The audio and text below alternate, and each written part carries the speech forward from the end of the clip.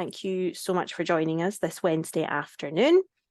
We are really pleased to have you with us for the first of hopefully many customer webinars. So all of our lovely EAP customers like yourselves that can engage with us a bit more. We can tell you about what's going on, some different services, our research, etc. So today specifically, we are talking about our Teacher Wellbeing Index, which we'll now call TWIX, and how it fits alongside your EAP. My name is Becca, for anyone who's not spoken to me previously. This is my colleague Daniel. Hello. Hello, Daniel. Daniel is the research assistant from our programs team who helps make all of this amazing research happen. So let's begin. So what we will discuss in this webinar today is the fact that we, in November, Education Support as a Charity, we published our 7th annual Teacher Wellbeing Index, or TWIX, for 2023. This looked at key themes in mental health and wellbeing in education of over 3,000 staff. So what we're going to do is look at some of the key findings, significant findings from this year's report, and we will also break it down into the 4 areas of the report as it was created. And of course, we will look at how your EAP that you have in place at your organisation can support for some of the themes that are coming up. We'll also have a Q&A at the end. So please, you'll notice at the bottom, there is a Q&A box. So please feel free to pop any questions as they come up in your mind throughout the webinar. And at the end, we will pause and we will take some questions at that time. I mentioned at the beginning, anyone that's joined since this webinar is being recorded, we will send out the recording after as well. There is a chat box as well as the Q&A. That can just be for general comments. But if you have a specific question, please pop it in the Q&A box. And any of the promotional materials for any of the services that we discuss, we will also send out after the webinar as well. In case anyone needs it, there are closed captions available. You just have to click on the menu at the bottom of your screen. So without further ado, let us begin. So first of all, we're going to speak and ask Daniel some questions about the research itself. So Daniel, first of all, can you tell me what actually is the Teacher Wellbeing Index? Yes, I can. So the Teacher Wellbeing Index is an annual survey that Education Support conducts, and it's completed by over 3,000 teachers and all staff in education as well. And it's to get their feelings and experiences that they're having in their workplaces. General topics that we have covered and that we do cover include staff mental health and well-being, challenges that they're facing with, and then how their schools are helping them and how they feel about their school. And then other areas that have been covered in previous TWIXs include looking into COVID-19, trust and autonomy, working hours, staff retention, and then we also had a 5-year review in the 2021 report as well. And then in the most recent Wellbeing Index, we covered loneliness and inspections as additional chapters. Interesting, and I know we'll talk about that very shortly. Can you give us a bit of an idea of why we started and why we do this piece of research? Yes, so we conduct the research into the Teacher Wellbeing Index to further the aims of education support, which is to improve the mental health and well-being of all staff within education. And the research informs us of the situation that the staff are experiencing. And then we focus with this information to focus on 3 different levels. That is to focus on improving and helping the individual, to helping schools, maths and colleges improve how they work with their staff, and then also to influence policy change. And so we do this by focusing on staff to understand their current challenges and the situation that they're facing. We support schools and organizations by offering advice and guidance, such as this webinar today, on how to focus on well-being and mental health. And then we also try to influence policy change at governmental level to ensure that they are focusing on staff well-being as well. Fantastic. It's great to hear about how we approach this from all different angles. Can you give us more of an idea of how your team actually undertakes this research? How is it done? Yes, so we work in collaboration with YouGov, which is a data analyst organization, and we collect the data through their panel of members which is conducted every June. So after this, the term time and towards the end of term time for the year, that's when we collect all the data. We ask staff to complete the survey, which takes around 15 minutes to complete. And then the data is weighted so that it represents the UK averages for job roles, regions, type of school, sector, age and sex as well. And then it's cleaned and then sent to us where we further analyze it and produce the report out of that data. Fantastic. And before we move on to specific findings from this year's research, is there anything that you think is worth as notable in mentioning that might be that you're seeing different trends or anything across the different years? Yeah, so one of the noticeable trends that we find in a few of the areas is during the lockdown and during the time of COVID-19, when there's a lot of changes that happened, well-being for a lot of staff members actually improved. They felt that they were more well supported. Their stress levels went down to the lowest level. There's a slight increase in feeling that their organizational culture had sort of cared about them as well. And then the other interesting thing is that since COVID-19, things have been getting gradually worse, even to pre-2019 levels. So some of the statistics that we're looking at today are actually higher than pre-2019, and things are getting gradually just decreasing at the moment for mental health and well-being. Wow, okay. Well, from that point, let's look at kind of some top line findings that we have from this year's report. So Daniel's just going to take us through those. So the first one is? So each year we ask the levels of stress that staff have, and we found that 78% of all staff are stressed. And this is the highest since we've been conducting this research as well. So we also ask about symptoms that staff are experiencing, and we found that 81% of all staff experience at least one of these, at least one of the symptoms that we have. And I'm just going to quickly read out some of the list that we look at. So we look at insomnia, difficulty sleeping, tearfulness, difficult concentrating, forgetfulness, and there's a list that you'll find in the report. And we found that 81% of staff actually experience at least one of these symptoms, and this is in the last academic year as well. This year, as I mentioned earlier, that we did look at loneliness, and this is the direct question that we asked. We found 14% of staff always or often felt lonely at work. And we asked the same question that gets asked at the national survey. And we found that this was twice the general population rate. And then we also looked at inspections. And again, we'll go into more detail later on. But we found that 73% of staff think that school inspections are not fit for purpose as well. Yes, and we will look deeper into each of these sections now. Thank you, Daniel. I'm going to start us off with the first section of the report. Now, if we didn't mention already, the reports are all available for the last 7 that we've done. They're all available on our website. And again, we can link to that after this webinar. So the first section of the research actually looked at the challenges that were being faced in 2023. So in addition to the fact that Daniel just told us about 78% of all staff feeling stressed at work, which is actually a 3% increase on the year before, the study also found that 55% of education staff felt that the organisational culture within their school or college or university was having a negative impact on their well-being. This is actually a 13% increase versus the year before. So again, we're not seeing that going in the direction that we would quite like. In addition, 46% felt that their mental health and wellbeing was not being well supported by their organisation. However, this is slightly improved versus the year before, and 47%, 6% higher than last year, actually felt that they were being well supported. So it's important that we do point that out as well.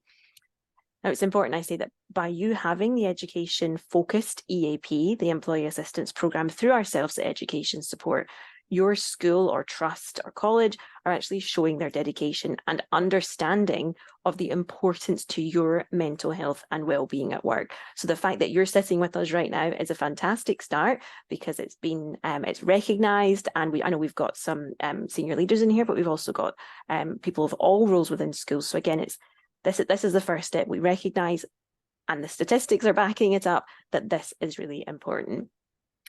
So the second section is the mental health of education staff, and Daniel's going to talk us through this one. Yeah, so the first thing is that we found 39% of staff experienced mental health issues in the last academic year.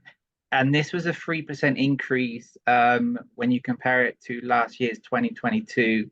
And it is the highest level since we've been asking it, that we've been finding across a lot of different areas of the questions that we ask.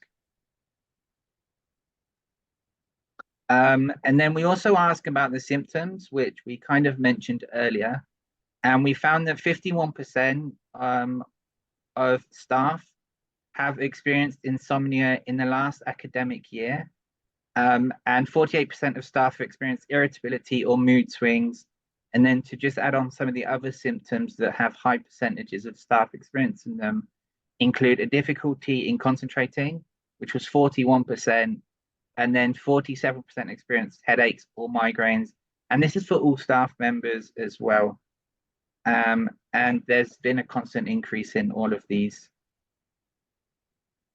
Then we further ask a few more questions on a few of the mental health issues that we know are there. And we found that 45% of staff who experienced the symptoms stated that it could be signs of anxiety as well. And when you compare this to the ONS levels for Great Britain, it's a 12% increase on that, which is 33% for the ONS statistics. We're finding in education staff, it's 45%, which is higher. And then we also ask the WENS, which we don't have here. And this is just an insight into the mental health and wellbeing scale that we ask. It's a standardized test of 14 questions. And we aggregate the score to get a total score from between 14 and 70. If you score below 41, you are deemed as high risk of distress and depression. If you score between 41 and 45, you are considered higher risk. And the average score for the most current wellbeing score was 43.65, which is within the boundaries that are considered high risk of psychological distress. And this is for all staff members within education. So it is a worrying number. And it's lower than last year's as well, which means it's getting worse. I'll just clarify the wellbeing score that Daniel's mentioning. The full name for it is the Warwick Edinburgh Mental Wellbeing Score. So this is standardised across all research. We'll use this type of score to evaluate this. So thank you for that, Daniel. And what we see is that these facts are actually reinforcing the current situation in the education sector, and they are highlighting the need for action, again, at the 3 levels that Daniel mentioned earlier. We need to support our educators, and then in turn ensure that they can support the children and young people in the classroom. So I'm going to talk to you now. We're going to break from the stats so that I can talk to you about why we're here, how the EAP can support. So I'm not sure how much you're aware of all the different areas of support that are available through the EAP, but based on these statistics, we think we can help from a wide range of angles.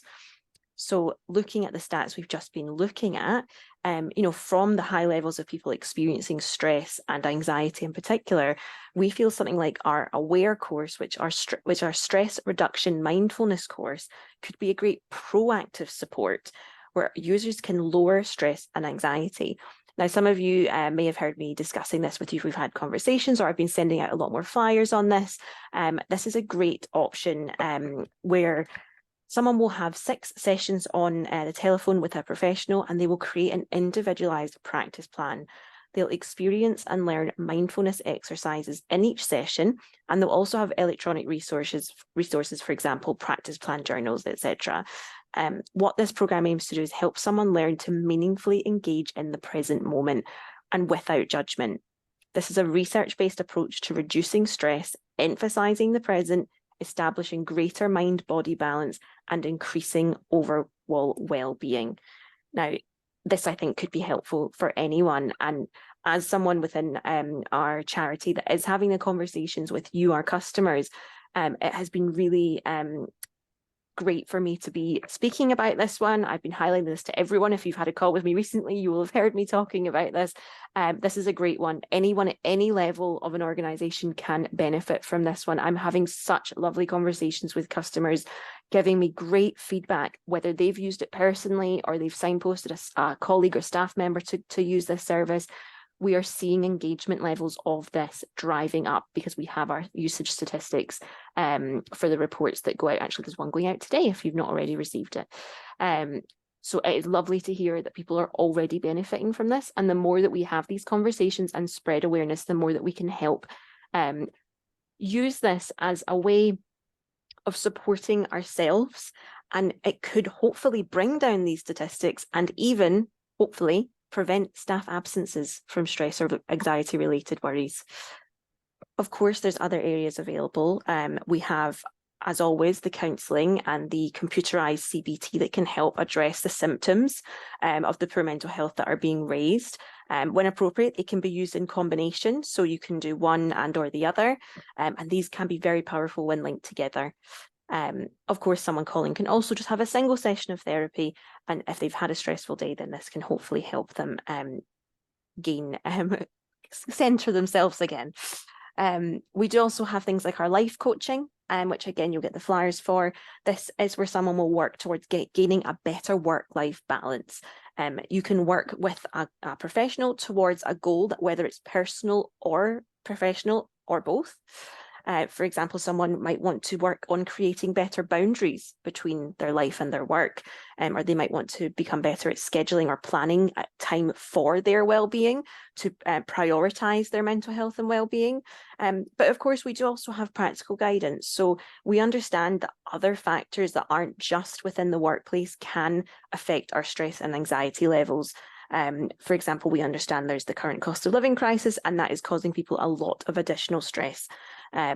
Financial costs are, of course, an issue for quite a lot of people right now, and we actually have FCA approved independent advisors available as part of this service, who someone can call up and speak to. They can get advice on budgeting, etc., or they can actually have debt counselling, which is also available to help them with their struggles. There is also the other practical support as well, so legal and general guidance as well. I've just talked a lot at you. Is there anything that you would want to add into this part, Daniel? Yeah, just two statistics that I wanted to mention that we found. We asked them why staff want to leave the profession, and one of the highest reasons is they are seeking a better work-life balance, but also a lot of staff are not feeling valued by expressing that these things exist will help to alleviate both of these issues that a lot of staff feel. Fantastic. Thank you so much for that. What we're going to do now is we're going to move back onto the final two sections of the report. And again, we will talk about how the EAP can support with this. This one is on loneliness. So Daniel's going to walk us through the statistics for this one. Yes. So for loneliness, we asked 4 questions. One was the direct question, which we mentioned that 14% of staff feel lonely, which is double the national average. Then we asked 3 indirect questions, which when combined are part attributes of loneliness. And the first one was feeling isolated from others. And we found that 17% of staff feel isolated from others as well. And then we also found that 19% felt left out. And then we also looked at feeling lacking in companionship, and 15% of all education felt that they lacked companionship. And when you combine all 3 of those together, we found that 26% of staff experienced at least one of them. So that's 1 in 4 staff members feel at least one of these 3 symptoms often or all of the time.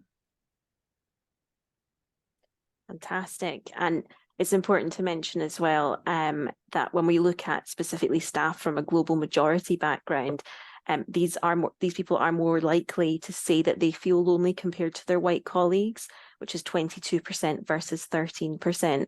And if you're interested, we have previously published a report on this, which is again on our website alongside all of our other research. And this report emphasised the need for networks for staff from global majority backgrounds to create connections to help combat isolation. We did also find the final statistic from here that 11% of staff and 13% of senior leaders specifically experience both burnout and a level of isolation. So it's interesting to see the connection between those two as well. Thank you for talking us through that one, Daniel. I'm now going to talk about the final one, which I know is very apt at the moment, which is the impact of inspections. So this was a new one again, as well as the loneliness that we added to this year's report. Between the different roles in schools, overall, 71% of education staff felt that the inspections negatively impact their mental health and well-being. In addition, 58% of education staff felt inspections did not view teachers in a positive way.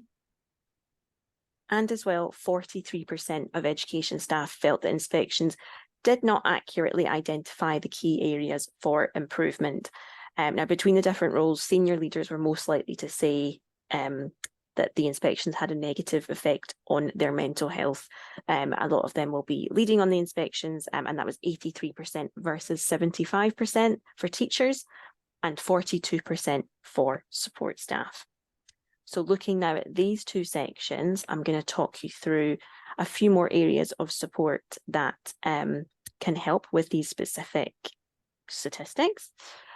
So under loneliness, again, talking about life coaching, I think life coaching can be used for such an amazing variety of subjects. And again, someone who's experiencing loneliness, again, could use this to look at things like improving interpersonal skills. They could try to do some exercise to gain some confidence to speak up in group or private situations, or even just reconnecting with your own personal purpose or drivers.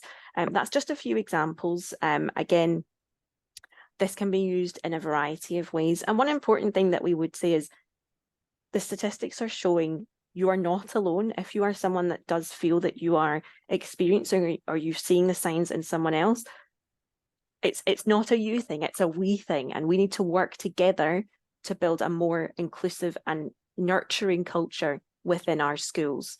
Even someone calling for just, a single session of therapy after a tough day, or if they are feeling that they just need someone to talk to.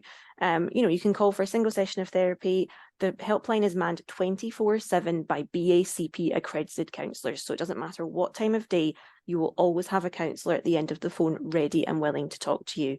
If they then feel that it could be beneficial for you to, for example, have a few more sessions, again, that could turn into multiple sessions, and that's what this is for. It's for them to identify that need and to work with you to see what the best possible thing would be to support you in what you are needing in that moment. There are also, now, something I want to talk about now is manager referrals, because some of you may be aware, but some of you might not, that actually with a colleague's consent, managers can refer their colleagues to the EAP service for support, meaning that our team will call them. Now, this is so important if someone might be feeling vulnerable or needing immediate support, but they might not feel comfortable or safe taking that first step. This can be used for all different services, including referring someone for counselling, or even the manager coaching, which is a similar service to the life coaching, but specific for managers.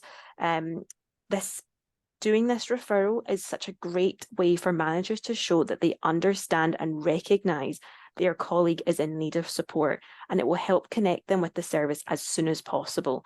And that, again, will help create such a nice nurturing and open culture within your organisation. Yes, and so it's also just a bit nicer than just telling someone to, here's the flyer, phone up. It's you showing that proactive approach and caring for others and their well-being. Now, I know I mentioned the as a sounding board if someone just ever needs to call up for a single session of support.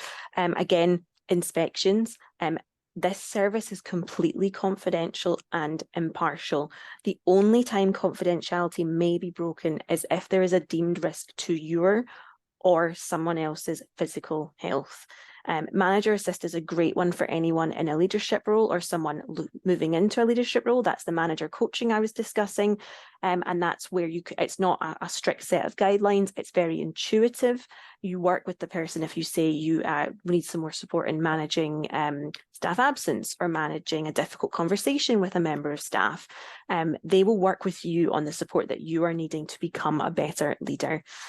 And again, the mindfulness course that we've discussed already could again be a great one. Again, the conversations I'm having, the more people are telling me that they are spreading awareness of this, the more that you are being advocates for us. You know, it's not just down to senior leaders to tell the rest of the school about this. You need to, you know, everyone needs to be a wellbeing champion. So the more of you that are aware of this, the more that you can spread that awareness. And then we can reduce the stigma associated with discussing how we're feeling, how our mental health is, how our well-being is. Is there anything in this section, Daniel, that you might want to add as well? Yes, one thing is just to express is that both loneliness and social isolation are sources of stress, and they are common risk factors linked to suicide. So by acting now, you are helping your staff members to not get to those levels. Thank you so much. Yeah, it's so important that we don't just use the EAP as a reactive measure. You know, all of these different services, the life coaching, the mindfulness, the referrals, this is us being proactive with our well-being. It's showing people we care. It's seeing those symptoms early and addressing them. So that's fantastic. Now, that is all the main stats and information from us. Thank you so much for staying with us for this last half an hour. This is the part where if there's any questions you have, if you have any more questions specific to the research that you would like Daniel to talk a bit more about, or any questions about any of the areas that we have discussed, please do let us know. I can see there's been one question that's coming from, I won't say your name because just in case you wanted to be kept anonymous, someone asking about the manager referral. Can this be for any of the services? For the most part, yes.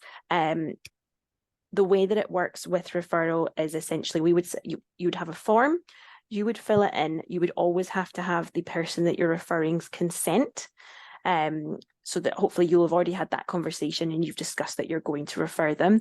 So you would fill in that form and send it over to us. We would then make contact with that person. Now, you can say specifically that it would be for counselling, or that you think they could benefit from the mindfulness course, for example. So you can put that within the form, but of course, the person that phones them, the counsellor they speak to, they will go through some questions with them. They'll do an assessment. And of course, if they then think that the mindfulness course is appropriate for them, they will set them up for it. But they may actually say, oh, I think that actually the life coaching would be good for you. So it works both ways. You can request whether it's through a referral or not, or it can be offered to you. So yes, the referral, very much so, is just an initial getting you connected with the EAP quicker. So I hope that answers your question. Is there anyone else that would like to ask any more questions? Someone's asking, is there an easy way to get a list of the services on offer? Yes, absolutely. We will send out a link. We have a dedicated members page on our website that is for yourselves as our customers. So it's educationsupport.org.uk/your-EAP. Again, we will send that out to you. On there, you've got all the flyers for all the different services. There's an EAP overview. There's an information video. All of that we will send out to you, so that if you just would like a reminder of everything that you have as part of your EAP, absolutely, you can find it all there, not a problem. The manager referral form is not on the website. If you would like it, I know someone's asking about that form. If you just reply when you get our follow-up email, we will be able to send that to you. That's not a problem. I've got a question here from someone. Do you do any talks as events for staff? What we can do is refresher sessions. So it would usually be myself or one of my colleagues, and we're hoping to do more webinars like this for you and your colleagues. So please keep an eye on your new customer newsletter that you will be receiving very soon about any upcoming events. So hopefully this is the first of many.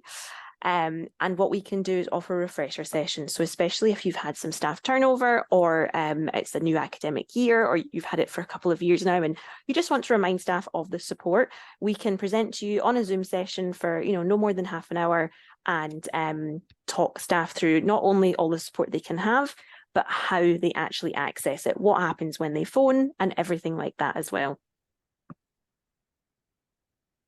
There's a question that might be a good one for you, Daniel. Someone would like to know if we ever look at the reduced lack on staffing resources to the work-life balance. Is that something that we've looked at or may look at? So recently we have commissioned a new report that looks at workload and retention. It's a separate report that is available on our website that talks a lot more about those issues that staff are facing as well. And I think that's the way that we've gone with looking at the challenges of the work-life balance and the resources that staff have, and the fact that they are working longer working hours. Staff retention isn't there. Staff are leaving within the 5 years, and they're finding it hard to find replacements. And all that is in that report that I've just mentioned. Yes, so again, please do take a look. Thank you, Daniel, at our other research. And we are constantly, and Daniel's team is constantly working on new pieces of research. So again, if you're signed up to our newsletter, you will receive any information as new things come out. And we are listening, we're speaking regularly to educators, we are hearing, and thank you for asking that question, because that will help inform, hopefully, some of the research and the questions that we do. There's another question from someone asking, how they can make the most of the usage reports that they receive to make kind of better decisions on how to support their staff's wellbeing. So as I mentioned briefly during the conversation, you do receive termly usage reports when there has been usage at your school. This does go to the main contact, so this isn't maybe applicable for everyone. But what that tells is anonymized data. So as soon as I say this, I'd say it's anonymized. We never give any information on gender, age, anything like that, any position in the school. Even though you may be asked that during a call with the counsellor, that stays with them. Again, it's confidential. So what we send to schools on a termly basis, which happens to be going out today of good timing, showing last term's information, is just a top line view. So for example, during that term, it will show how many people maybe had counselling, and then it will look a bit deeper into some of the reasons that they had that support. So it will show how many people have accessed it, how many cases of support. So it could be what one person had a few areas covered of support. It can look at how much of that was a personal concern versus a work concern. And we do this to try and help the management of each site just to understand a bit more about what's going on. They may already be aware that there's certain things happening within departments, or that there's been an incident, and it will just help them line up with what's going on and have a more of an intuitive insight, because hopefully we will be nurturing this nice culture within the school that people feel they can talk to each other and keep it an open conversation. But they won't always do that. But hopefully they'll use us as a sounding board and a support. So by having these reports, it will just give the leaders a bit more of an insight of maybe where extra support might be needed for staff. So if they see there's a big worry on workload, they can hopefully look to address that. So that's what these are very useful for. I have one other question, which was someone asking about how do we increase awareness and engagement with the EAP. I know we briefly talked about the fact that we can have these sessions. So again, you can contact us, or we will hopefully be doing some group sessions where we talk about specifically what the support is and how to access it. But the best way is just to regularly remind your staff that we are here. We'll be sending out our customer newsletter. Feel free to forward that on. We have the resources on the website that we will be sending the link to. Please send them on. And there's an information video. So it's a 10-minute version of the live sessions that we can do, so that if you can't get a convenient time for everyone together, they can watch it at a time that is convenient to them. So yes, again, keep an eye out for more communications from us that will highlight different features of the EAP as we go, and share that with your staff as well. And again, share it with new starters, share it at staff updates. You might be doing an inset day with a section on wellbeing. And it can just, if it becomes part of your regular conversation even, then it becomes ingrained in the culture at the school. I think that might be all of the questions. I see a thank you from someone that's here. Thank you so much. Really hope that you all found this helpful and useful to kind of dive deeper into some of the information. I would like to thank Daniel for his time as well, and for being here as our expert on all of the research. If there is any other questions after the session is finished, please reply to the email that you will receive hopefully tomorrow with all of the resources we've talked about. But for now, we will say thank you very much. Thank you for joining us. And we will hopefully see you all very soon. Take care. Thank you so much. Goodbye. Bye.